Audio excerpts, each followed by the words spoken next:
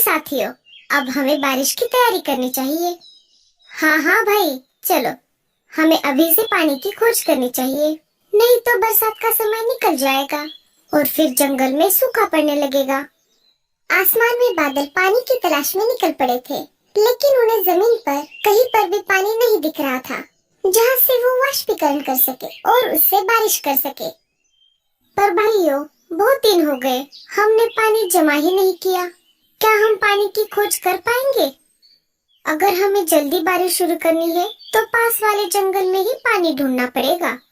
अरे भाई, पहले से ही जंगल में पानी की बहुत कमी है, फिर भी तुम पास वाले जंगल में पानी ढूंढने की बात कर रहे हो। हर साल की तरह हमें समंदर से ही पानी की प्यास बुझानी पड़ेगी। पिछले साल हमें दूर से पानी लाने में बहुत परेशानी हुई थी। तुम सब एक काम करो, इस साल मैं पास वाले जंगल में से पानी ढूंढने की कोशिश करता हूँ। तुम सब समंदर की तरफ जाना।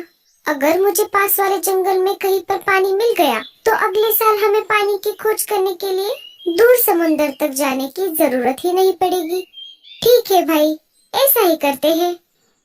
तो फिर क्या था, सभी बादलों ने आपस में बातचीत करके जो फैसला किया था, उस फैसले पर काम करने के लिए निकल पड़े। मैं तो निकल पड़ा हूँ। मैं ये आशा करता हूँ कि मुझे पानी मिल जाए, नहीं तो दूसरे बादल मुझे चिढ़ाने लगेंगे। मुझे कैसे भी करके पानी की खोज करनी ही पड़ेगी। दिन भर बादल पानी की खोज में पूरे जंगल के ऊपर घूमता रहा, लेकिन उसे कहीं पर भी पानी नहीं मिला। अब बादल परेशान होने लगा। अब रात होने वाली है, फिर भी मुझे कहीं पर भी पानी नहीं मिला। मैं कल सुबह होते ही समंदर की तरफ पानी पीने के लिए चला जाऊंगा।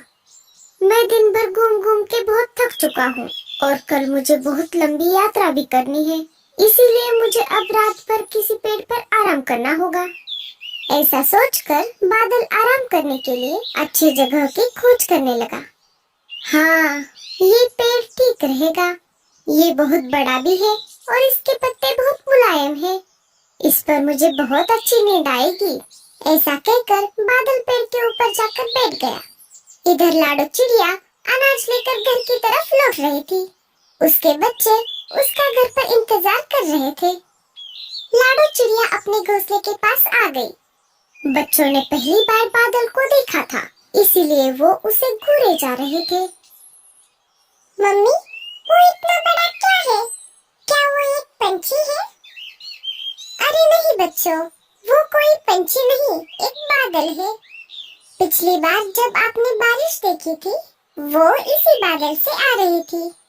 मम्मी, बादल नहीं होंगे तो क्या बारिश भी नहीं होगी?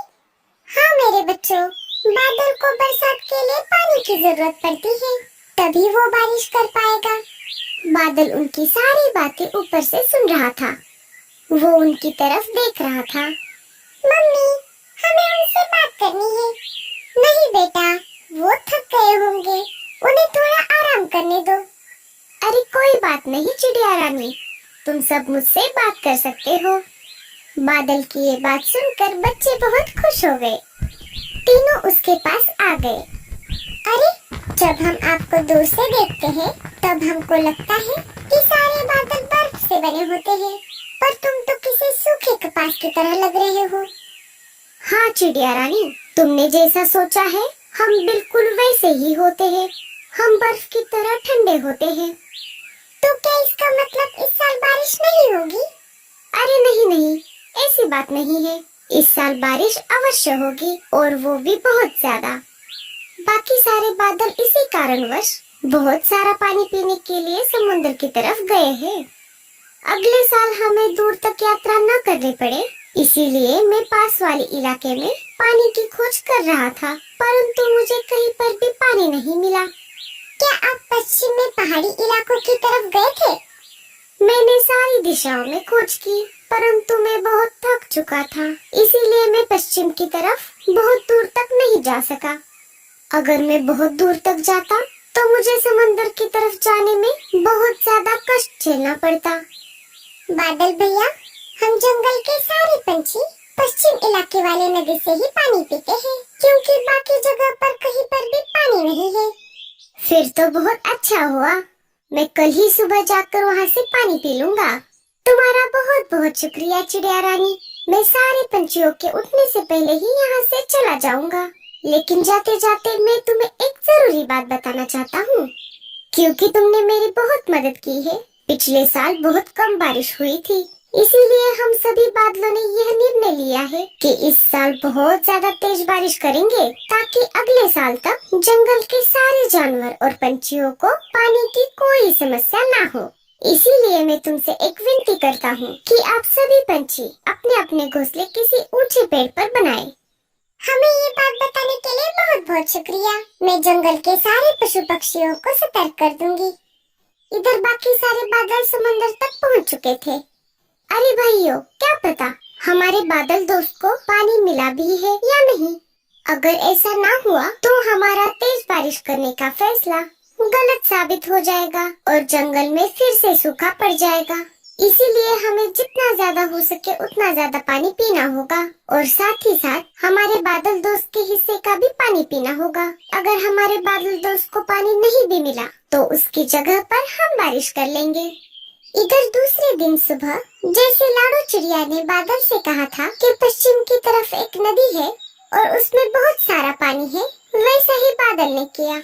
बादल सुबह सुबह सारे पंछियों के नींद से जागने से पहले ही लाडो के घोंसले के पास वाले पेड़ से ही निकल पड़ा। सारे पंछी जाग गए। सुबह होते ही लाडो चिड़िया सीधा राजा जी के पास चली गई। अरे लाडो, कैसी हो तुम? बताओ, सुबह सुबह कैसे आना हुआ? क्या बताऊं राजा जी, बात ही कुछ ऐसी है। 1-2 दिन में हमारे जंगल में तेज बारिश होने वाली है। उस वजह से जंगल में बाढ़ भी आ सकती है। ये सब तुम्हें किसने बताया? तुम इतने दावे के साथ कैसे कह सकती हो? लाडो पिछले रात की सारी घटना राजा जी को बताती है।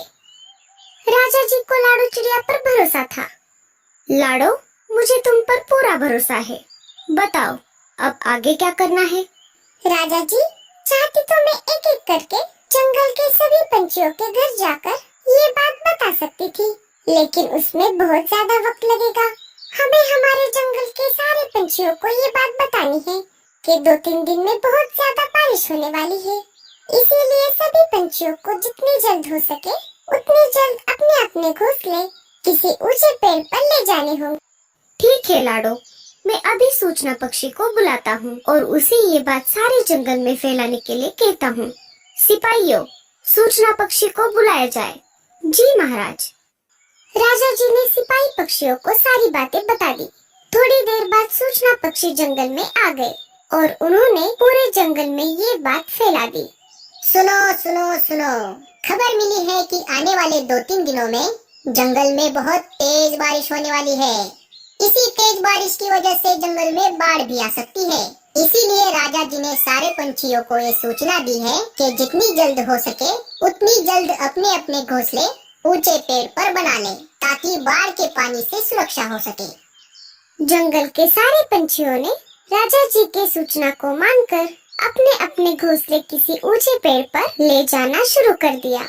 लेकिन मीनू मौसी ने राजा जी की बातों को नहीं माना। ये राजा भी ना पागल है, पागल। इसे कोई भी कुछ भी बता देता है और ये मान लेता है। मैं मेरा घोंसला छोड़कर कहीं पर भी नहीं जाऊंगी, चाहे कितनी भी तेज बारिश क्यों ना हो। तभी लाडो चिड़िया मीनू मौसी के पास आ जाती है। अरे मीनू मौसी, अभी तक आपने अपना घोंसला शिफ्ट नहीं किया, क्या आपको सूचना पक्षी की सूचना नहीं मिली? अरे काहे का सूचना पक्षी और काहे की सूचना, सब बकवास है। हमारे राजा को तो कोई काम ही नहीं है, खाली बैठकर इधर उधर की बातें करता रहता है। उसे ये बात किसने बताई कि 2-3 दिन में बहुत ज्यादा बारिश आने वाली है? वो कोई जादूगर है क्या? क्या उसे कोई आत्मज्ञान हुआ है जो कुछ भी बोले जा रहा है? पागल कहीं का। अरे मीनू मौसी, ऐसा नहीं है। बारिश के बारे में राजा जी को मैंने ही बताया था। हुआ यूं कि लाडो चिड़िया ने मीनू मौसी को भी सारी बातें बता दी। छे, मैं नहीं मानती ये सब। मैं मेरा घोंसला छोड़कर कहीं पर भी नहीं जाने वाली। मुझे भी देखना है कि कितनी तेज बारिश होगी। इस जंगल की सबसे बुजुर्ग चिड़िया मैं ही हूँ। मैंने तुम सबसे ज्यादा बड़े बड़े बारिश के मौसम देखे हैं और उन्हें झेला भी है। मैं बहुत बार बाढ़ में डूब भी चुकी हूँ और उससे बची भी हूँ। ठीक है मौसी, जैसे आपकी मर्जी। अब मैं चलती हूँ। मुझे मेरा घोंसला अकेले ही ले जाना होगा। मेरे बच्चे अभी छोटे हैं ना। लाडो मीनू मौसी के घोंसले से निकल पड़ती है। सारे पंछी एक एक करके अपने अपने घोंसले ऊंचे पेड़ पर ले जा रहे थे। 2 दिन गुजर गए और तीसरे दिन सुबह सुबह आसमान में घने बादल छा गए। आसमान में समंदर की तरफ जो बादल पानी पीने के लिए गए थे वो एक एक करके इकट्ठा होने लगे। पश्चिम की तरफ पानी पीने के लिए जो बादल गया था वो भी आ गया। अरे साथियों, तुम सब इतना ज्यादा पानी पीकर क्यों आ गए? अरे भाई, हमने सोचा कि जंगल में तुम्हें कहीं पर पानी नहीं मिला तो हमारा इस साल तेज बारिश करने का सपना अधूरा ही रह जाएगा और जंगल में फिर से सूखा पड़ जाएगा। इसीलिए हम तुम्हारे हिस्से का भी पानी पी कर आ गए। अरे साथियों, ये बातें हम बाद में भी कर सकते हैं। चलो अब तेज बारिश करते हैं। सारे बादलों ने मिलकर जंगल में तेज बारिश करनी शुरू कर दी। 2-3 दिन जंगल में लगातार तेज बारिश चलती रही। इस वजह से जंगल में बाढ़ आ गई। जिन जिन पंछियों ने अपने घोंसले ऊंचे पेड़ पर लगाए थे वो तो बाढ़ के पानी से बच गए, लेकिन इधर मीनू मौसी के घोंसले में पानी भरने लगा और थोड़ी ही देर में मीनू मौसी का घोंसला बाढ़ के पानी में बहने लगा। मौसी घोंसले से बाहर आ गई। अरे कोई मुझे बचाओ, मेरा घोंसला डूब गया। मीनू मौसी घबराते हुए लाडो चिड़िया के घोंसले के पास आ गई और दरवाजा खटखटाने लगी। लाडो, अरे ओ लाडो, जल्दी से दरवाजा खोलो, मुझे अंदर ले लो, मैं बाहर भीग रही हूँ। लाडो ने घर का दरवाजा खोल दिया और मीनू मौसी को अंदर ले लिया। देखा मौसी, मैंने कहा था ना आपको, लेकिन आपने मेरी बात ही नहीं मानी। थोड़ी देर बाद पानी और ऊपर तक चढ़ने लगा। आखिर पानी लाडो के घोंसले तक पहुंच ही गया। अरे बाप रे, मैंने तो मेरा घोंसला सबसे ऊपर बनाया था। अगर पानी मेरे घोंसले तक आ गया है तो इसका मतलब है तो बाकी के पंछियों के घोंसले डूब गए होंगे। सारे पंछी अपने अपने घोंसले छोड़कर एक ऊंचे पेड़ के डाली पर जाकर बैठ गए थे। लाडो, उसके बच्चे और मीनू मौसी उनके पास चले गए। 4 दिन तक लगातार बारिश चलती रही। फिर धीरे धीरे बारिश कम होने लगी। बड़े पंछी भूखे प्यासे रह सकते थे, लेकिन छोटे पंछियों का भूख के मारे बहुत बुरा हाल हो चुका था। लाडो ने जिस बादल की पानी ढूंढने में मदद की थी वो लाडो चिड़िया के पास आ गया। बादल भाई, आपने तो कहा था कि तेज बारिश होने वाली है, लेकिन इतनी ज्यादा तेज बारिश होने वाली है ये नहीं बताया था। अरे चिड़िया रानी, मुझे माफ कर दो। हुआ यूं कि बादल ने सारी बात लाडो को बताई कि कैसे दूसरे बादलों ने उसके हिस्से का भी पानी पी लिया था। लेकिन अब आप ही बताइए, हमारे घोंसले तो पानी में बह चुके हैं। हम कब तक पेड़ पर यूं ही ऐसे बैठे रहेंगे? जंगल में अभी भी बहुत सारा पानी भरा हुआ है, ऐसे तो हम सब मर जाएंगे। अरे चिड़िया रानी, तुम चिंता मत करो, इसके लिए मेरे पास एक उपाय है। बादल ने सारे पंछियों के लिए अपने कपास से छोटे छोटे घर बना दिए। चिड़िया रानी, जब तक जंगल का पूरा पानी कम नहीं होता तब तक तुम इस बादल के घोंसले में रह सकती हो। जब पानी उतर जाएगा तब तुम इस घोंसले को छोड़ देना, ये अपने आप मेरे पास वापस लौट आएंगे। आपका बहुत बहुत शुक्रिया बादल जी, लेकिन हम सबको बहुत भूख लगी है। अरे मैंने इसका उपाय भी कर लिया है। मैंने हर एक बादल के घर में बहुत सारे फल रखे हैं। जब तक पानी कम नहीं हो जाता तब तक तुम सब ये खा लो। बाढ़ का पानी कम होने तक सारे पंछियों ने मिलकर बादल के घोंसले का बहुत मजा ले लिया। दोस्तों, क्या आपको भी बादल से बने हुए घर में रहना अच्छा लगेगा? हमें कमेंट्स में जरूर बताइए और ये स्टोरी अच्छी लगी हो तो लाइक जरूर कीजिए।